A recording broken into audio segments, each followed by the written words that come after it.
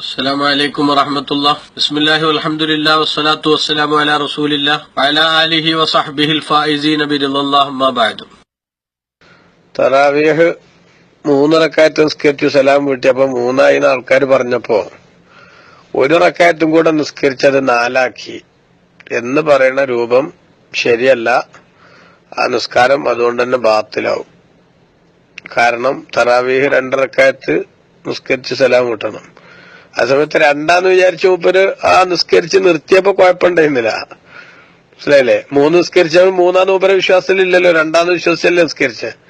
അതുകൊണ്ട് അതിന് കുഴപ്പമുണ്ടായിരുന്നില്ല. ആ സമയത്ത് പിന്നെ ഒന്നും കൂടെ കൂട്ടിയപ്പോഴാണ് എന്തായത് കുഴപ്പമായത്. അങ്ങനെ കൂട്ടാൻ പാടില്ല. ഈ 2 റക്അത്തിൽ സലാം വിട്ടത് നിർബന്ധമാണ്.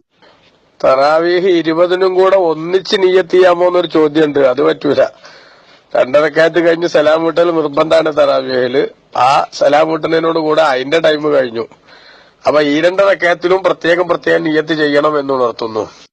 ഇപ്പം വിത്തർ 3 റക്അത്തും കൂടെ ഒന്നിച്ച് നിസ്കരിക്കൽ അനുവദനീയമാണ്. പക്ഷെ ഉത്തമം 2ഉം 1ഉം വെവ്വേറാക്കി നിസ്കരിക്കലാണ്. അതുകൊണ്ട് 3 കൂടെ ഒന്നിച്ച് നിസ്കരിച്ചാൽ പിന്നെ മടക്കേണ്ട ഒന്നുമില്ല. അതേസമയത്ത് ഉത്തമം വെവ്വേറെ നിസ്കരിക്കലാണ് എന്ന് സൂചിപ്പിക്കുന്നു.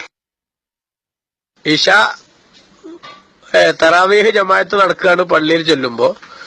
അപ്പൊ ഇശ നിസ്കരിക്കാതെ ആ തറാവീഹിന്റെ ജമാഅത്തിൽ കൂടാൻ പറ്റൂല. കാരണം ഇശ നിസ്കരിച്ചാലേ തറാവീഹ് നിസ്കരിക്കാനുള്ള സമയം ആരംഭിക്കുള്ളൂ.